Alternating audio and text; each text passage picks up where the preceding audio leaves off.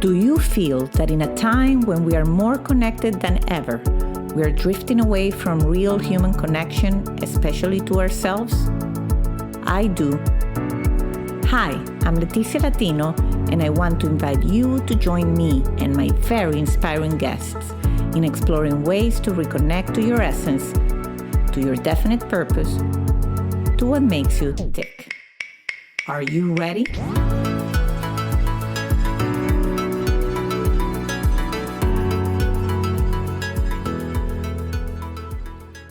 Hello, everybody, and welcome to a new episode of Back to Basics, Reconnecting to the Essence of You. My guest today is Laura Martin. She's an expert in workplace culture and leadership and the co-founder and CEO of the Glinda Group, a consultancy that helps organizations drive engagement. She has held senior leadership roles in Fortune 100 companies and high-growth startups. You've actually, if you follow the podcast, which I hope you do, have listened the episode with Jordan Birnbaum, which is the co-founder of the Glinda Group with Laura. And I'm very, very happy that now I had both of you here. Hello, Laura, and welcome to Back to Basics. Thank you so much. It's great to be here. Well, I'm excited. And every time I interview people who are passionate about empowering others, mapping talent with the right opportunity and just making sure that people feel fulfilled, happy, and just happy in the workplace. That I think it's an amazing mission. So I'm eager to discover how you got to there. So, but before that, tell us a little bit about the younger Laura. Like, where are you from? What were you passionate about? And if anything of what you're doing today actually manifested in your younger years. Yeah, it did. Thank you for that question. It did in a big way, actually. So I grew up in a very small town in northern Minnesota, very, very rural. This is, pre-internet. I'm from the 70s, so very, very different world from where I live now. But if you had asked 6-year-old me, what do you want to be when you grow up? My answer, even back then, was, oh, I'm going to be an entrepreneur. So I was that kid, if that tells you anything about my level of nerdiness. I had big dreams. I had no idea what leader development was. I didn't know anything about management consulting. Entrepreneur to me at the time meant like owning a store or, being an accountant and owning your own practice. Those were the kinds of things I had in mind. But I definitely wanted to control my own destiny. And I loved to write. I loved to explore. I loved to use my imagination. So all of those things were, part of my childhood. Again, pre-internet, we had the outdoors and books. So that was where I spent all my time. Yeah, well, I'm a 70s kid too, so I'm right there with you, my friend. What a different world it was. Mm-hmm. But I think also for what you do today, it's even, you have different tools in the toolbox. I think that people that maybe are a little bit younger and don't remember a time where we didn't have certain resources. Mm-hmm. Right? Yes, and I love technology, but I'm also grateful that I wasn't a digital native. And so I'm an early adopter. I really do love tech. I'm a digital first mindset leader, and I'm grateful for the experiences of having to learn things the analog way. Yeah, that I totally agree with that. So it's great that you had so you have a big vision of maybe what you like to do, but then of course the path takes us all in different ways. That's one of the things we love to explore here at Back to Basics, because it's all precisely because everything goes back to what it was or what I like to do and all that. So in terms of career choice and how you got it started in working for those big companies, you work for Target. I mean, you work for doing your research, big companies. So how was that? How did you navigate through those years? Yeah, well, and I love the whole topic of your podcast because it really does come full circle. But growing up wanting to be an entrepreneur, I did the exact opposite when I actually launched my career. So I went into undergrad studying business, again, with the vision of in some way working for myself. And right around my junior year of college, I had this epiphany that I wanted a steady paycheck and a 401k. And I really sort of had this crisis of confidence that I didn't actually know how to do anything. So aside from thinking about like starting a dog walking business, I really didn't have a big business idea. And so, like most college grads, I just started interviewing at companies and landed a job at Target, with no intention to stay in retail. And I spent 17 years at the Bullseye, and I absolutely loved it. I did 11 very distinct roles. I moved into corporate. I had the opportunity to work across different business units, lead teams doing really interesting things. Most of the roles that I took there, by the time I got to corporate, were either new positions or sort of newly scoped experiences. And it was just marvelous. It was such a great place to grow a career. I really learned a lot about leadership there. Um, and yeah, 17 years later, I had all of these experiences. And then from there, I took a risk, but not the big risk of launching my own business. And I went to a startup company. So this was the Marcus Buckingham Company. They were a leader development product and coaching company based in Los Angeles. And so that was my first experience working remote. This is back in 2015. This is my first experience working for a startup. This is my first experience working for a tech company. I was an individual contributor when I joined for the first time in 16 years, I think. So because I didn't come in with a team, and really built my consulting chops, as well as learned a lot of scrappiness and resourcefulness working in a smaller organization. That's fascinating because I do agree that sometimes even when you dream of being your own boss, having a corporate schooling or experience, like I take it as it is Hmm. part of like what you, it's an extension, so to speak, of you, whatever you study. I tell people, younger people that I mentor, maybe that's not what you want to do forever, but it gives you discipline, it gives you an understanding of how big companies work. So I Hmm. wouldn't completely rule it out in terms of that path, because it definitely gives you a depth of understanding. But interesting how you went from that to also startup. And I know you're big because I do research. I do research before my interviews. And I know one of your mottos or tagline is choose your own adventure. And I Yes, love it when I yes. read it, and it sounds that way. So I'm sure there were some adventures you chose in that journey. Would you share so that for anybody out there listening to something similar, say, oh, I identify, like, I want to ride this adventure? Because I think we know the adventures that we want to ride. We just sometimes like the courage to go Hmm. pursue them. Absolutely. Well, I think that's one of the reasons the Target was such a great training ground for me, because I was able to move into very different roles.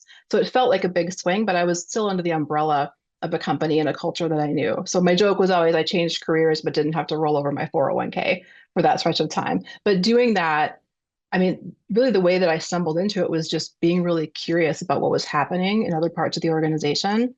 I've always chased work that was interesting to me over titles or levels or size of team. My priority, my center point was always that looks like an interesting problem to solve, or that looks like an interesting area of the business to explore. And so then that did give me the confidence and the courage to jump to the startup, the a very different environment. And that's where I learned that I love the pace of startups. And so even though I didn't know any different from Target, I now I would say I would never go back to a huge company, because the pace of decisions, the pace of change in a smaller organization is so fast, and your speed from idea to decision to execution to impact is so shortened. And so that's where I've spent more time now the last several years working in smaller, really agile organizations. Fascinating.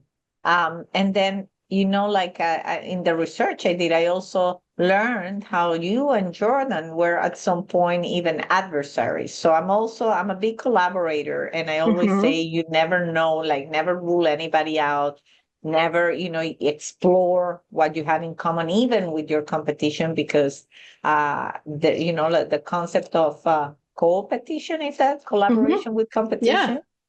It's now more alive than ever, I think, and it's a strategy that I'm a personally a fan. So tell us a little bit of how that happened, and then how the two of you joined forces and co-founded the Glinda Group. Good. Yeah, absolutely. We do love this story. And I completely agree with you about the co-opetition and just that mindset.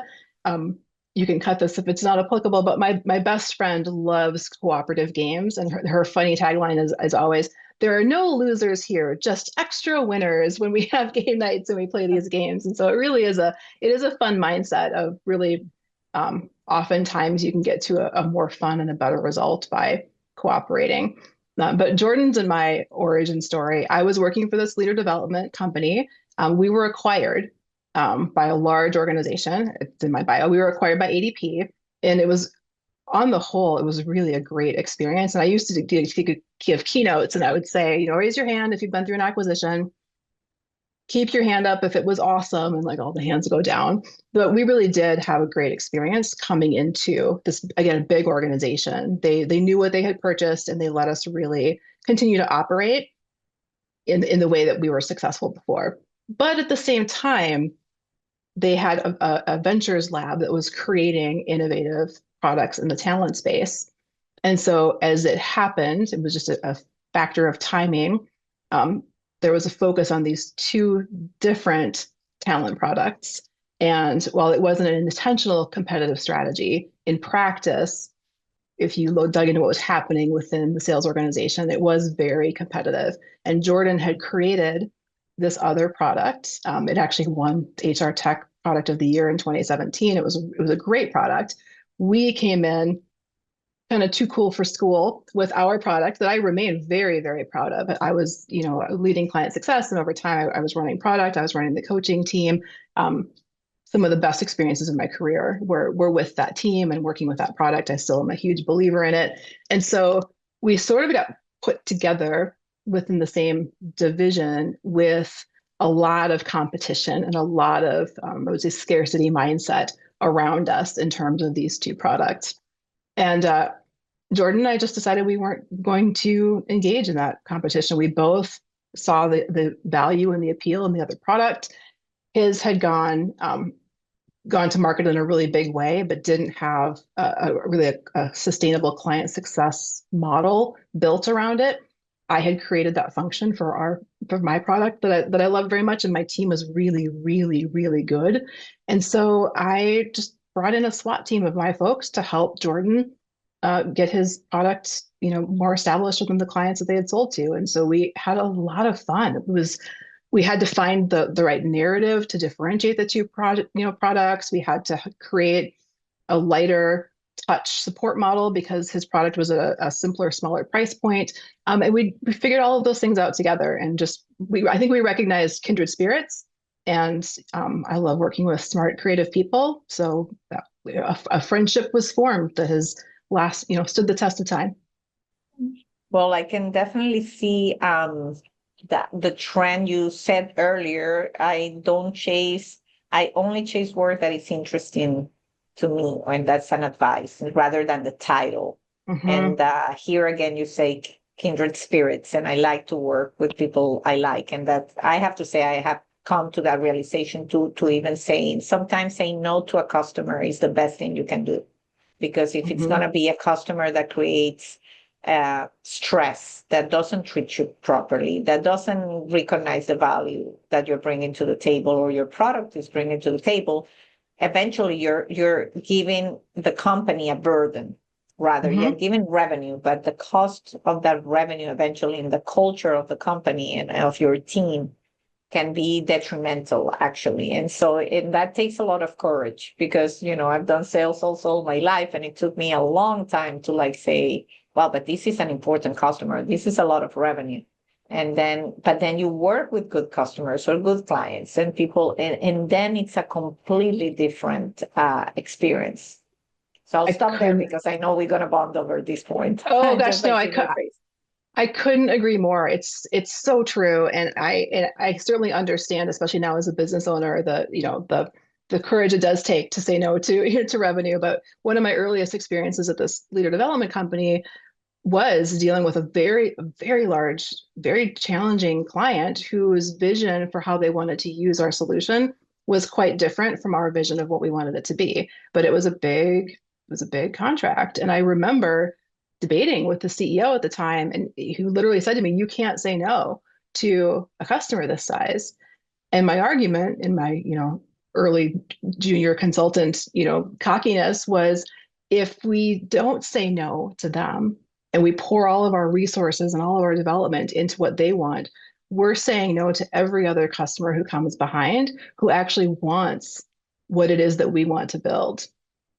And he agreed with me, and we ultimately broke up with that client. And it was a big client, but the next big client was so aligned and so bought into what we were building, that it was infinitely more successful and profitable. But it does take courage, and I couldn't agree with you more. It's just not worth it to sacrifice your vision, your well-being, your peace of mind, you know. And the detour, because sometimes you're detouring, to your point, the vision, the founder's vision of Mm-hmm. what the product would have been. And I always Mm-hmm. tell people, like, imagine if the founder of Uber or Jeff Mm-hmm. Bezos, the founder of Amazon, yeah, he detoured, but he, in a way, stayed true to the vision. And a lot of people didn't see the vision. A lot of Right. people thought, right, you're going to fail. So I think when you're creating your own company, your own product, if you don't stay loyal, you have to listen to the market and the customer feedback and all that good stuff, because that's important. But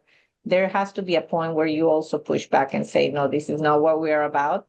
Mm-hmm. And the customer is always going to want something different, right? Like you go to see an apartment and you always wish there was a window where there's no window. But at some point you compromise, and Right. and you take, you make your analysis and you say, I take it. And I think sometimes we are so eager to take a new customer in that we forego all those things.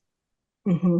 Definitely. Well, and there's a concept in product development, that you fall in love with the problem, not the request or the solution. So really understanding what your customers need and what they're really trying to achieve can also help you avoid just being the order taker, consultant or product builder, like the classic, like, okay, but can you make it blue?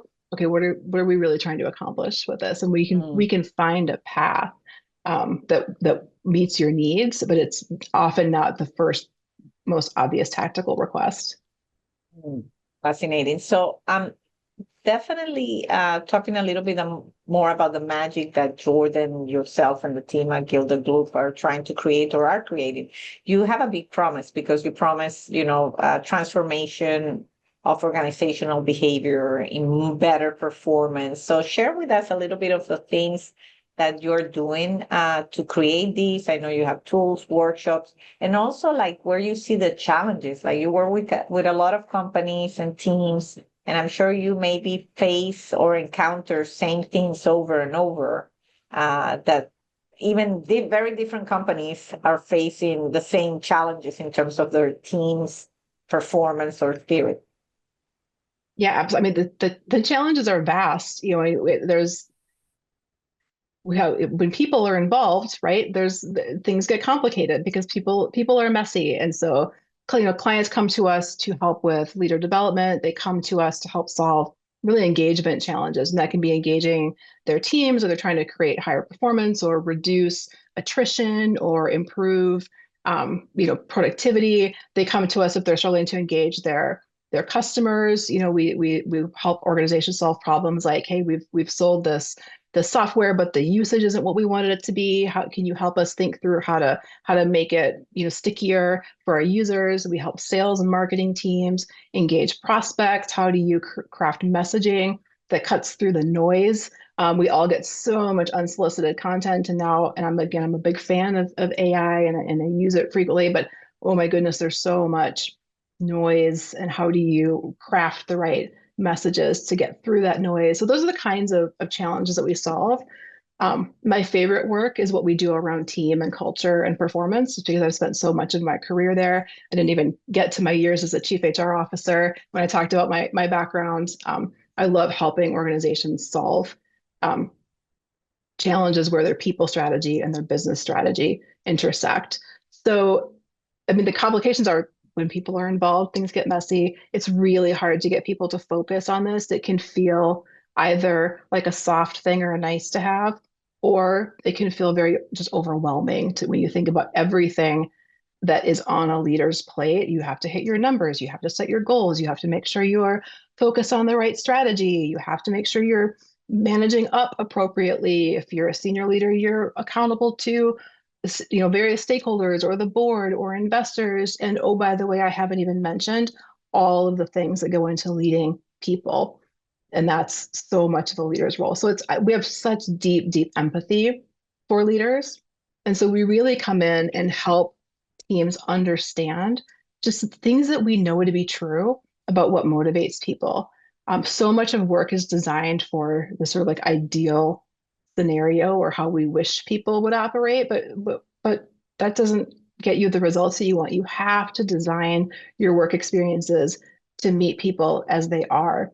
And we're quirky, and we need way more positive recognition than critical feedback. And we need really frequent attention from our leader, even if we say we don't actually need that. Even for the employees who say, oh no, I'm very low maintenance, I don't need recognition, I don't need a pat on the back. It's not true. It's not how we're wired. We need friendships at work in order to feel engaged. And so there are all of these things that we simply know to be true. And there's a mountain of research that backs it up. And then we help teams insert very simple, meaningful, transformational interventions into the routines of their work to help move the needle on engagement and performance.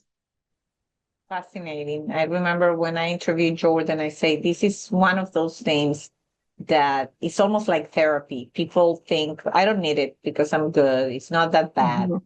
But it's almost like going to the gym. You do it. You're gonna get better if you exercise. Mm-hmm. And the spirit, the well-being, it's not like you have to hit rock bottom to wanna exercise or to wanna dig deeper into, hey, this made me anxious today. Like you're having a great day, you get a call, and then all of a sudden your day is off.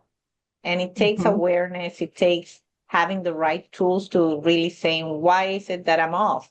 And so I'm a big believer on just giving the team the tools that they need to look into this. But of course, I'm sure that as you struggle, like the fact that it doesn't seem like it's a nice to have, not a must have. I think there's a lot of approach on that. And then there's Mm-hmm. always, priorities in terms of budget, and budget always gets in the way of everything. And then so you kind of cut a lot of the important things, but maybe are not a must have. And so then the organization gets into this loop where it's hard to get out of. Absolutely. Absolutely. And again, there's so much research and so much evidence that when teams are engaged, and engagement is really just the emotional precursor to doing great work, and it's the thing that yields discretionary effort, you see tangible, measurable business results. You see spikes in productivity, profitability, you see fewer safety incidents, you see lower attrition. There's all we know the businesses thrive when their people are thriving at work. And still, because it's not a direct, simple correlation, it can feel like an afterthought. And it is one of the first things to get, to lose investment. But the cost of disengaged workers, the cost of turnover, the cost of quiet quitting, the cost of just people not caring enough to lean in and be curious and solve problems where they exist within the organization. All of those are just such a tax on an organization. Hmm. Interesting, very interesting. So, Laura, I mean, you're doing good work. I know you volunteer too. Did I read somewhere that you're a mediator, a volunteer, something like that? I used to. So I spent several years volunteering in mediation, particularly around restorative justice. So the idea being, especially for young people when they find themselves sucked into the criminal justice system, oftentimes it's hard to get out. So at least here in Minnesota, oftentimes the judge will say, you know what, go to mediation, and it keeps them, from having a record. But they work with a mediator to find a way to atone for their transgression. It could be volunteering. It could be as simple as like you got to commit to like doing your homework every single night for the next 30 days. Like you have a lot of leeway as a mediator to really help craft an appropriate set of next steps. So I did that for many years. I really enjoyed it. I've shifted my volunteer focus. Right now, I live in Minneapolis. I do a lot of work with refugees and immigrants. I love our new neighbors, and spend a lot of my time and energy with an organization here that really helps create sustainable pathways to successful, settling in and flourishing in new neighborhoods. And so I'm really proud of the work that we do in terms of it's not just basic needs. Of course, we help with basic needs, but it's job training. It's helping to accelerate if people have medical credentials from the country they came from, accelerating mapping the certification so they can practice their profession here. All of those things are barriers to really thriving in a new country. So we really help with much more than just basic needs. Inspiring. I always like to listen about, how people give back because it seems to be one of the ingredients for the most fulfilled people. And I've interviewed a few now in the 5 years that the Mm-hmm. podcast has been on, but it's usually giving back of sorts. And so I always like to think to give the message like there's so many ways that you can give back Yeah, and that you can help. And people say, I don't have time, but some organizations don't need you to invest a lot of time. They just need you to show up somehow. So I think it's very inspiring what you're doing. thank you. I feel like I get more out of it than I give, and I think it and the origin of it for me. I think is I'm not unique and I love to travel. I really love to travel, and I'm always thinking about where else in the world can I go? I want to visit all the places. And I think it's such a humbling experience when you go somewhere where you don't know how to use public transit. You don't know how to order a meal. The rules are different. And I think it's such a humbling and exciting experience. And I think that's where my deep, deep admiration and respect and empathy comes from for our newest neighbors who are creating a life in a context that's so wildly different from what they knew. And I'm in awe of the folks that I get to work with. Well, as an immigrant myself into the US, I thank you for the work. Because it's definitely and when you think about it, really, we're living a time. My parents were an immigrants from Italy to Venezuela, where I was born. I mean, today every family you look into like has somebody that has left home and has gone to a Hmm. different country, right? And so sometimes I think we limit what immigration means, and it's good that we make people aware that everybody has somebody that has left home and has gone somewhere, even if it's a different state or a different city. It doesn't Yeah, have to be a different country. They're yeah, immigrated their home to go somewhere yeah. else. And it's such a brave move. And it's so, I mean, again, I just have such admiration. Awesome. Awesome. Well, is there anything, Laura, that we haven't discussed that you want to highlight? I always give an open opportunity to all my guests to share anything. I'm going to ask you about what makes you tick. That's going to be the last question, but anything else that you want to bring up?